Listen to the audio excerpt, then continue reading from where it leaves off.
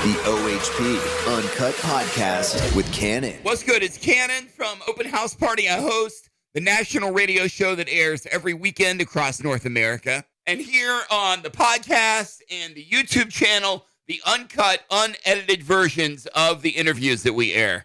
This week, Webb talking about how TikTok has changed music. Not just the way we consume and learn about new music, but has actually changed the way music is written and arranged. Plus, we'll talk about her song, Red Flags. Haven't we all seen red flags before? Haven't we all ignored red flags before? I have a bad habit of seeing 1,000 of them and thinking, oh, it's a carnival. No, Kannon, you're an idiot. Yet again. Subscribe to the channel.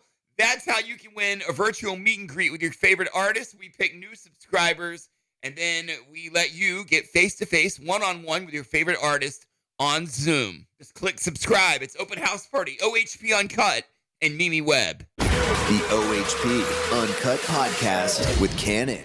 Mimi, how are you? Good, thanks, Mike. How are you? I'm excellent. Where are you today? I'm in London. Yeah, and what time is it there? It's like 5 hours ahead, right? It's 3:51. 3:51. So you've eaten lunch, right? Yeah. Very nice. So let's talk about your journey so far. Can we do that? Yeah, let's do it. It's been interesting. How long ago did you get on TikTok? So I would say I was in it when I was around like 18, 19. That's when it kind of started. I went on there. And then I'd say when I really went into it and kind of really got into it with my music would probably have been like 20. And is that like around like when COVID hit? Yeah, yes. It was all like throughout COVID. And, I remember when we, first went into the pandemic and, lockdown, I was really nervous because I literally was about to release my first song. So I was really like scared on how I was going to be able to kind of make it work. But then it was just great because, TikTok we have, and it was just so nice to be able to get on there and share my songs and have like another like outlet of people getting to know me. So you were able to make a positive experience out of obviously what was a very terrible experience, right? Yes, yeah. I managed to start everything off within the pandemic. So you got into TikTok and you started doing the music. How do you think your relationship with TikTok has changed since between the time you first got on and now? Yeah. How has it changed TikTok itself, and how has your relationship with it changed? Yeah, so I would say for me, it was just more, I think, TikTok has grown so much and there's a kind of like a different kind of formula now with videos that work, and it's all about getting those big viral moments. But I think it's, the app has just got so popular now that everyone kind of does the same thing in different ways. And, I think for me, I started off doing the car videos with my parents, and then it kind of became something everyone did. And then, that kind of trend settled and was in the past. So, I think TikTok's always moving, the algorithm's always moving. And I think for me, it's now like a kind of place for my fans to see what I'm up to. And yeah, it's not as much kind of like that kind of girl next door startup TikTok. It's definitely more now me as an artist. People know me as an artist now, not just on TikTok. So it's become a different kind of vibe. It's interesting. How do you think TikTok has changed music? Oh my God, it's been crazy. I think, TikTok really has changed the industry. I remember even coming out of the pandemic and everyone was just thinking, what are we going to do? Because, people would find artists through YouTube and at shows, and it was all a lot more physical and actually going to things. But now, with TikTok, as soon as a song blows up, a couple million views on a song and it can just take over. And then by the time you're a new artist and you're signing the week later to crazy, big record labels. So yeah, I think, it changed the whole process for sure. And I think it's now becoming, a thing now where people can use that to, they probably would use that more than go to maybe a show now and sing at an open mic night, because on TikTok, they're able to make as many videos as they like. I mean, you mentioned the process, and that's all true. But what about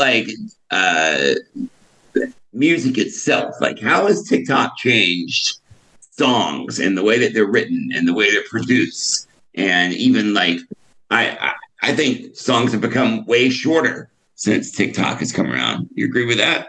Yeah, 100%. And, with TikTok, you only really tease a certain part of the song. And it's only, it's not long at all. So you can't tease the whole thing. So it's, it's very normal for a sound to kind of blow up. And then once they release the full song, people go and check that out, which creates the crazy streams. Having to write shorter songs, how does that affect you as an artist? Are there times you wish you could express yourself for a longer period of time? Yeah, I would say, I think it's so good you're able to do snippets on TikTok. I think it's really helpful just to be able to keep the interest going. But yeah, I would say, songs are 2 minutes, 2 minute 10, they can be even 1 minute 40, it's kind of down to how you're going to do it. But yeah, I think, TikTok only, you can only really do a certain amount on it. And it's better to do it that way as well, because it goes more viral. It does. But there's got to be those times you wish you were like, oh, I can't quite say exactly what I want to say in that amount of time. Yeah. Let me ask you about this then, with the way we consume music now. Do you think albums are as important as they used to be? Or since everything we've just mentioned, is it more about song? Does that collection that tells a story matter as much as it used to? Well, I feel like an album, it's such a different kind of ball game. It tells such a story, and I think it's a piece of work. It's kind of that traditional, record making that I just don't think will ever go missing. I think it's so respected, albums, and there's been some incredible, huge albums throughout the years. So I just feel like that's always going to stick about.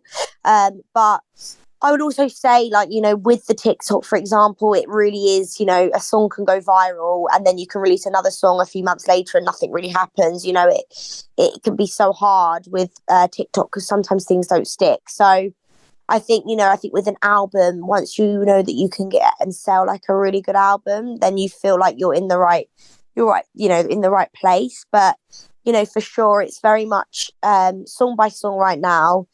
With TikTok, and it's crazy because it really can go from one end of the spectrum to the other. So when you're writing songs, you don't necessarily think about will this go with the last song that I wrote, and will that eventually make a great album? You don't think that way then, huh? I would say, with the way I've just done my debut album, I think it's very much, I've worked on it for a long time now, and kind of just seeing what songs fit and what songs actually, explain the title of the album. Mm-hmm. But yeah, I do think, you want to make sure you've got loads of sick songs on there, but also that do match up as well, for sure. What is the last album you listened to front to back, just yourself for pleasure, other than your own? Yeah, I would say SZA, the new SZA album. I am absolutely obsessed. Oh, it's so damn good. Oh my God, it's incredible. I'm obsessed. We obviously know she's been at this for a while and she's been doing features and she's done her own thing, but how did this album come along and all of a sudden blow our pants off? What the? I honestly, I don't know. It feels because I know she dropped it, didn't she, all of a sudden? And I think just completely blew everyone away. It was incredible. I think, she's been grafting behind scenes for a while on this. And I think just to see it work and do so amazingly well is just so incredible. Yeah. And to have songs that sound so different on there, like Kill Bill sounds completely different than Nobody Gets Me. You know what I mean? Exactly. Yeah. It's got a lovely, I think that's as well something I wanted to do for my album is not just have it as one thing, have a song for everyone on there for sure. She's branching out into other things in her career. Could you see yourself, obviously you've got the TikTok background and now you're becoming a music star. Yeah. Is there anything else you could see yourself expanding into? Would you ever want to do acting or anything like that? Oh my God, yes. I would love to do acting. That would be amazing. Yeah, I think, for me right now is just focusing on the music, getting this album out, achieving all the goals I want with this. And at some point that would be so fun. If you were going to do roles, what kind of roles would you see yourself in? I love a rom-com, so something like in something like that. I guess that's a great answer. You want to be the one that falls madly in love, surprisingly, in the rom-com.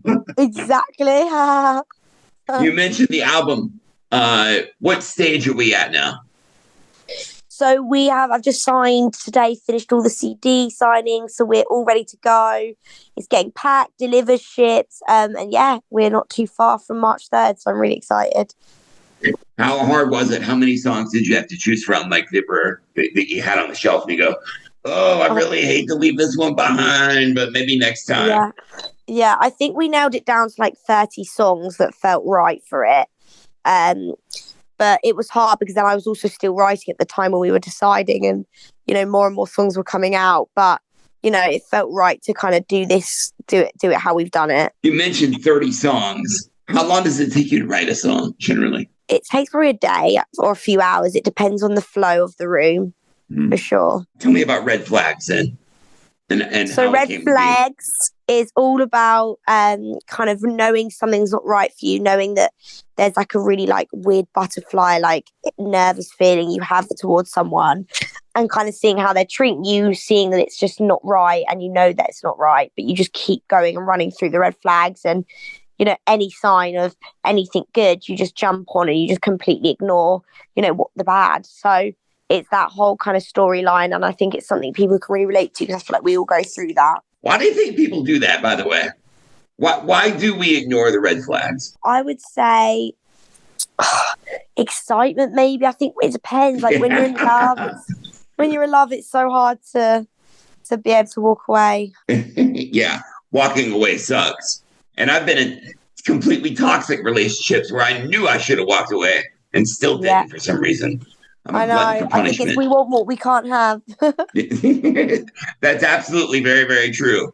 Mimi, thank you for your time. I really, really appreciate you. It was nice meeting you.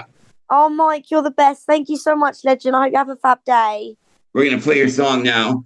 Next time I'll be able to actually see you. Yeah, I'll be there in person. That dynamic will be better for you than me. But sorry, me than you. You know what I'm saying?